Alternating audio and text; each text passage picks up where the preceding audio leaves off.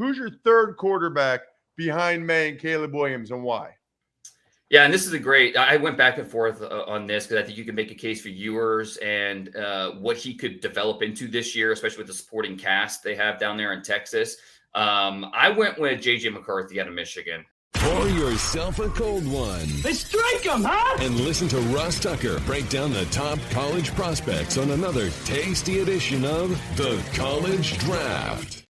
Yeah, it's Daddy Soda time here on the College Draft Podcast, presented, of course, by DraftKings. Love those dudes. I'm Ross Tucker, former NFL offensive lineman, 5 teams over the course of 7 years.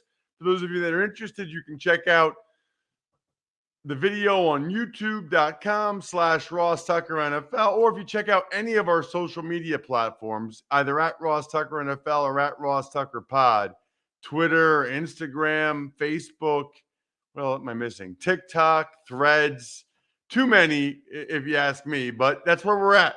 We're at all of those places so you can see some of my helmets that, man, I went and talked to some flag football kids last week. They can barely even lift them. I think the helmets are probably a lot lighter now than they used to be. Love this podcast for a bunch of different reasons. Number one, I really think it's 3 podcasts in one. Because we talk about the top NFL draft prospects. We talk about the best college football games. And as the college football games start to happen, which is like a month from now, by the way, I'm doing Hawaii at Vandy, week 0 on the radio for Westwood One. You start to bet on the games, which is really fun. Speaking of betting on the games, the other reason why I love the show is because my guy Emory Hunt has no life. And I mean that in all sincerity, as a compliment. I mean, this guy's killing it betting on CFL. To his knowledge, he hasn't taken a vacation in maybe a decade. I don't know. His vacation is just watching these other sports leagues, CFL, XFL. He's the man. Check him out on social media at FBall Game Plan on Twitter, Football Game Plan on YouTube. And I'm also a huge fan of today's guest, Dane Brugler, who is the draft guy for The Athletic. Check him out on social media at DP Brugler. I feel like Northeast Ohio is basically Pennsylvania. So Dane is a fellow Pennsylvania guy like me. Dane, welcome back on the show, man. Really happy to have you. Well, it's funny because I always thought that Western PA is basically Northeast Ohio. So, it goes hand in hand. Yeah, there's a lot of rich football history here, right? Whether you talk about Canton or the Pittsburgh area. So, yeah, I think that being born and raised here probably played a part in my love for football and just studying the game. Yeah, I mean, there's a lot of places where they love football. I will say Northeast Ohio, Western PA, way, way up there. I mean, just the quarterbacks out of Western PA, it's just ridiculous when you go through the list. Speaking of lists and speaking of quarterbacks, Dane, curious, we got into this a little bit with Mike Renner in terms of the 2024 draft class. And Emory and I are going to start to really dive into it in August, where we go by conference or by position. I can't remember what we decided. I think by position, looking at some of the top 2024 prospects. Can you just, Dane, kind of give us an overview of the 2024 draft as you see it right now? Well, yeah, and it's obviously so much depends on the underclassmen. And in today's landscape of college football, everything's a little different now with NIL playing a factor. Some guys maybe are not locks. I'm talking about the underclassmen. They're not locks to go pro just because they'll have options, whether it's transferring, whether it's making money at the college level. So that's, you kind of have to preface the answer with that, just how college football is always changing. But I think it's shaping up to be a pretty strong group. And when you go position by position, that's where you could really see some positions that are stronger than others, and start with quarterback. Last year or 2 years ago, we talked all about, it's just not a great quarterback class. Kenny Pickett, he's the top guy, but, even he's not a top 10 player. Only one quarterback drafted in the top 73 that year.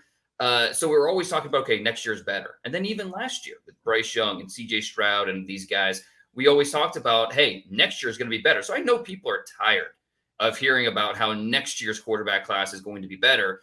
And I'll tell you what, I don't think we have to say that. We won't need that phrase this year because of some of these quarterbacks we have coming through, starting at the top with Caleb Williams out of USC, Drake May, North Carolina. These two are leading the charge. For me, it's Caleb Williams at 1, and then really Drake May's 1B if Caleb Williams is 1A. But there are some very smart people who I trust around the league who believe Drake May is the top quarterback. So it's a really interesting quarterback race at the top. And then even after that, I think there's a lot of intriguing underclassmen, talking about J.J. McCarthy at Michigan, talking about Quinn Ewers at Texas, Riley Leonard at Duke. I think there's a lot of optimism about what he could be. And then the seniors, we talk about all these guys going back to school. Bo Nix out of Oregon.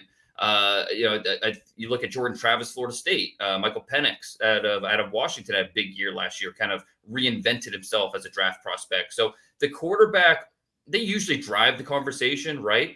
And this year is going to there's going to be a lot of things to talk about, from the underclassmen to the guys at the top, to some of the seniors, to the guys in the mid to late rounds. So it's going to be a fun quarterback class. So, Dane, I'm glad you said that, because Emory and I talk about that a lot, that it feels like every year they're talking about the quarterbacks for the next year. And certainly the Pickett year I got, and with how dominant Bryce Young and Stroud were that year, I guess my question is, what was wrong with Young and Stroud that they weren't thought of like Williams and May after what they had done at Alabama and Ohio State?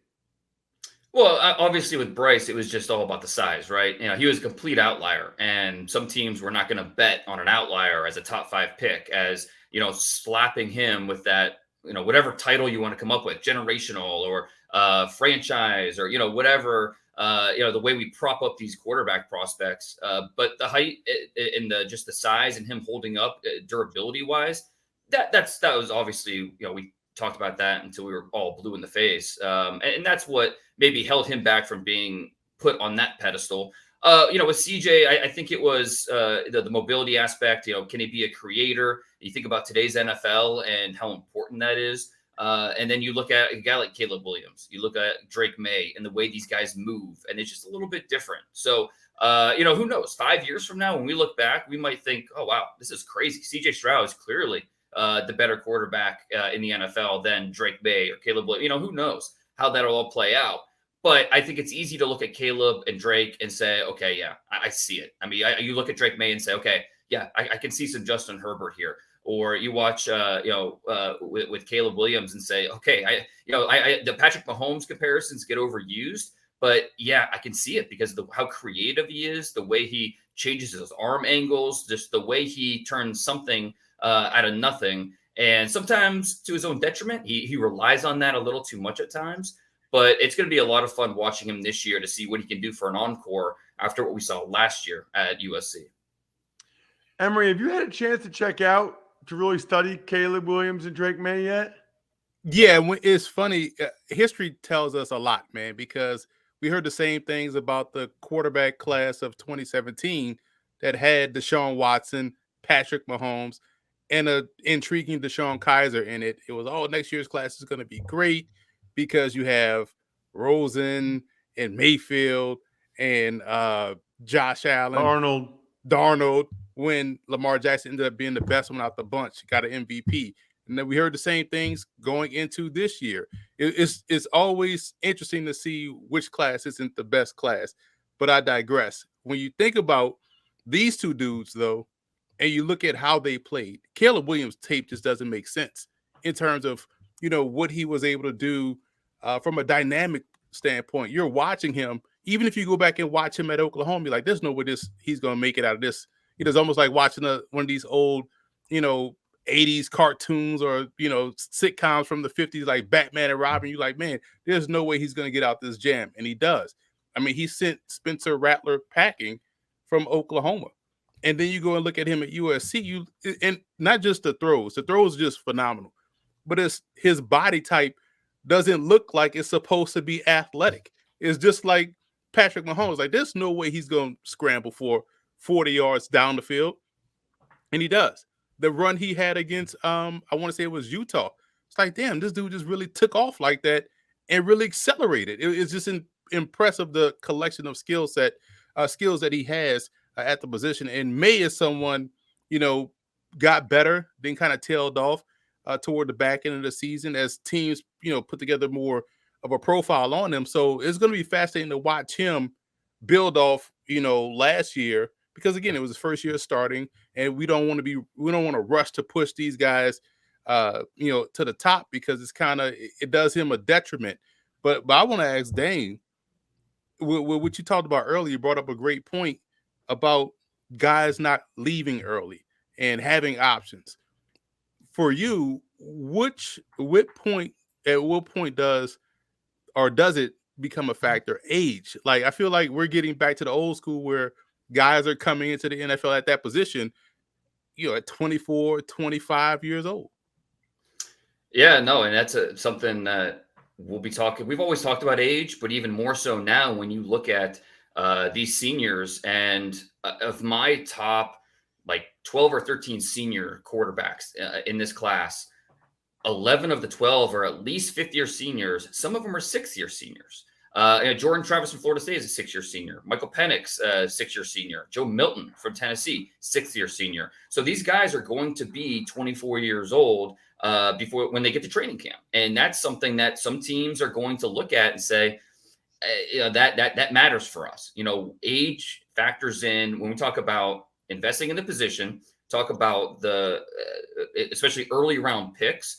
Age is something that we really look at, and there are certain teams around the league that they will eliminate guys off the board because of the age. Other teams, they don't care as much. And to be honest, if we're talking about a mid-round pick, a day 3 pick who we're drafting to be our backup, maybe a spot starter, well, then age doesn't matter as much. But if we're drafting someone to be our starter, someone that we think is going to be the face of the franchise the next 10 years, all of a sudden age that starts to matter a little bit. And I do think we can overrate age at times, because not every 21-year-old is the same in terms of their mental development, in terms of their journey, what they've seen. You kind of mentioned like Drake May. Last year was his first as a starter. That's different than maybe a Bo Nix, this is his fifth year in college. He's seen a lot.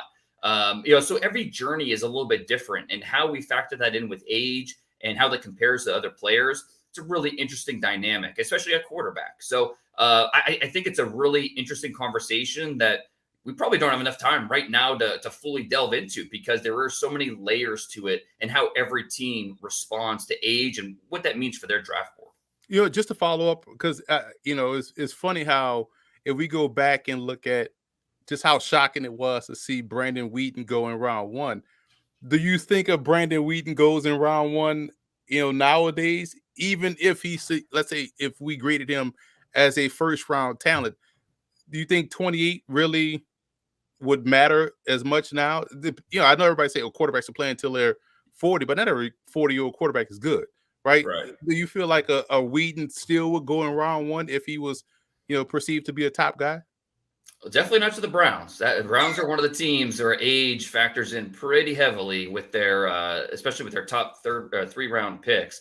But I think it really is team by team. I think most teams will look at age, and that's an important factor for them. And I think you look at the Browns at the time when they made that pick, they were quarterback desperate and said, you know what? We feel like we're drafting an adult for the room who can come in, and there's no mystery here. He's an older guy. We know off the field, on the field, who he is. And, we feel comfortable with that. And, if the right older prospect came along, maybe a team like that, would think the same thing. You look, okay, Bo Nix this year, he turns 24 years old in February, and 24 is going to be, that's an older quarterback. For some teams, that won't be an option in the first round. But if Bo Nix, based on what he did last year, if he takes another step in his development this year as a fifth-year senior, he could get in that first round conversation. And teams will look at that and say, okay, he's ready to go. He's an older player, but you know what? He's faced adversity based on what happened at Auburn, what happened at Oregon. So, I think it's something that it's a case-by-case basis. And if the right guy comes along with that, we know what we're getting type of vibe, I think a team could look at that and say, he's worth it here. I actually have another question on that momentarily, Dane. that I think is interesting. But first, I want to make sure everybody knows to get in the next best ball draft with me and Joe Dolan from the Fantasy Feast. Go to westsshorehome.com/Ross. Get that awesome free estimate, or just get a loved one in your life a story from myfrontpagestory.com. All right, Dane, you mentioned some of the guys that stayed in school. Like, I'll throw some names out there. Olu Fashanu from Penn State, the left tackle. Jared Verse, the D end from Albany from Florida State. Here's my question. Like, maybe education is really important. They want to get their degree. Maybe their girlfriend goes there. Maybe they love college. By the way, God bless them, right? Or maybe the NIL money's good enough that they're like, you know what? I'll wait the NFL for a year. If I'm getting a couple $100,000 or 500, whatever it is, that's enough where I don't need the money right now, and I like college. All of that is fine. With those two guys in particular, is there any business logic for them to return to school? Like, if Fashanu was your OT1, as I read, and was projected to be a top 5 pick, like, and now they got Drake May and Caleb Williams, like, he's really not going to go any higher. Like, is there any reason from a pure business standpoint, professional football standpoint, for these guys to stay, or not really?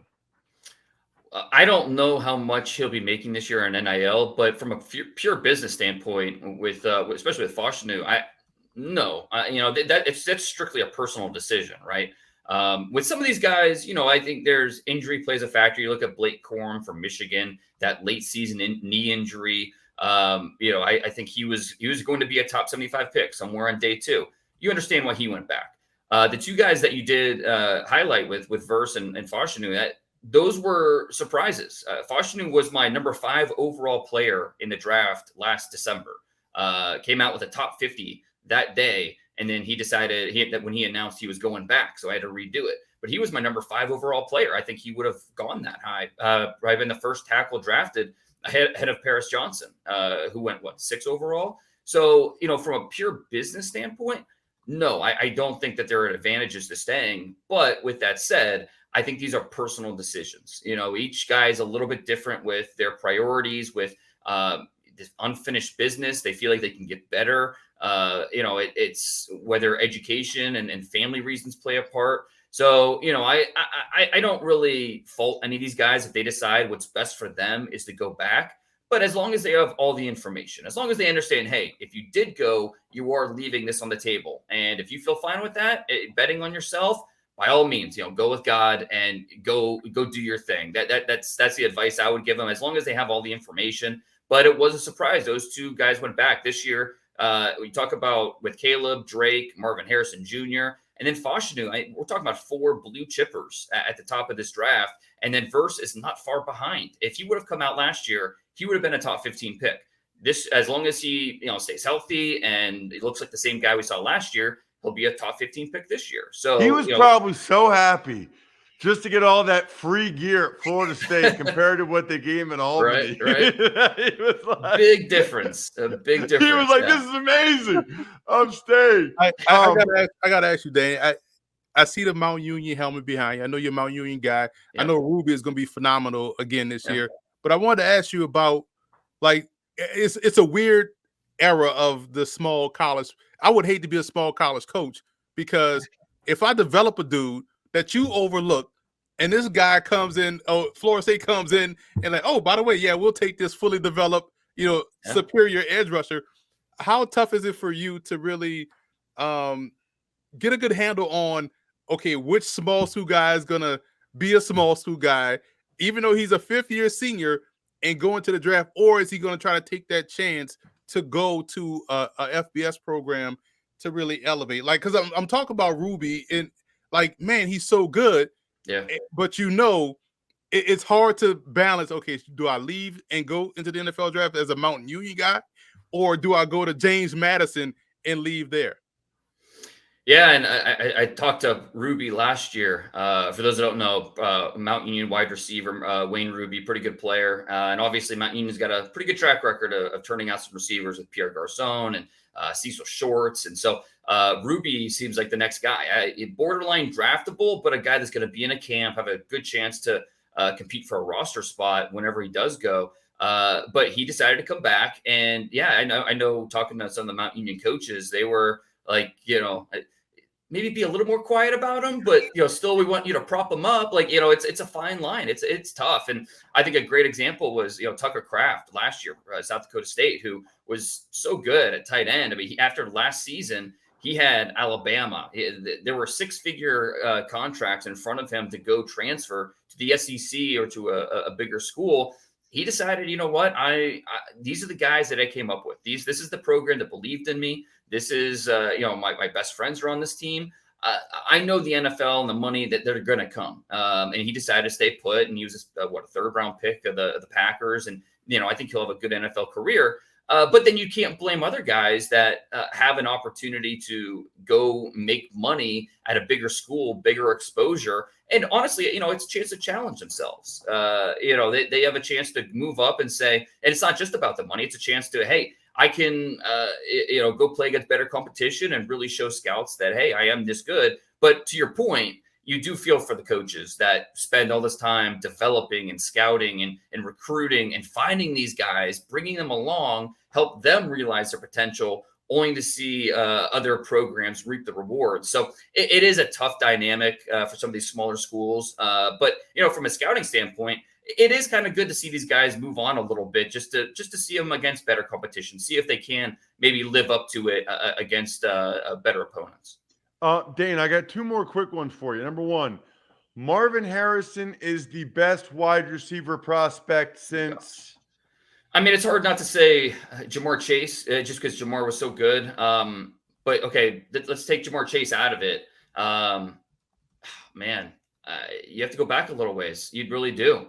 I don't know if you have to go all the way back to AJ Green, Julio Jones, but maybe. I mean, that's how good Marvin Harrison is. It's really hard to talk about Marvin Harrison without sounding hyperbolic. It's just, he is really that good. He is a big man with the movements of a small man. His dexterity and the way he can move is outstanding, but he also has the route running element where he understands pacing. He understands tempo, the way he can sink in and out of his breaks. And then at the catch point, he's Spider-Man. I mean, Andre Rison, he was Spider-Man, right? Going back a few decades, this is the new Spider-Man. I mean, the way that he can go up and make plays, regardless of coverage, regardless of the placement, it's something special. And so I want to see him maybe pack on some more weight, and he's listed at 205, maybe get closer to 210, 215.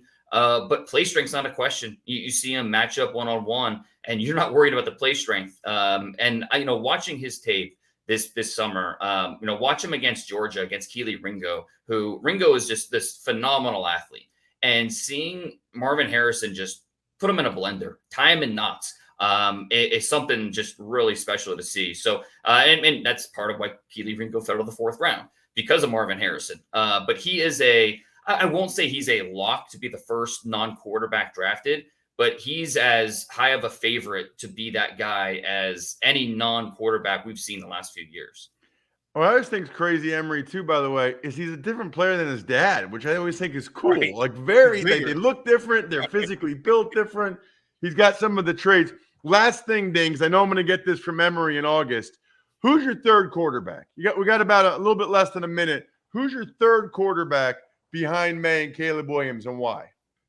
Yeah, and this is I went back and forth on this because I think you can make a case for Ewers and what he could develop into this year, especially with the supporting cast they have down there in Texas.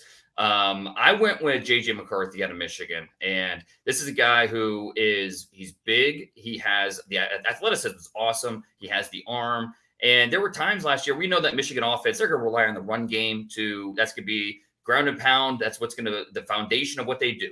But there were times where J.J. McCarthy had to bail them out of trouble and really move the offense, and he did it. The intangibles are awesome, really smart kid. So I think there's a lot of things with J.J. McCarthy, who's just a third-year junior. He's still young, not even 21 years old yet. There's a lot of things about his tools that I'm going to bet on right now. And who knows, we'll see if he can actually live up to those with the on-field results. But if you ask me right now, I'm going to lean towards J.J. McCarthy as being that next guy because of all the tools that he possesses.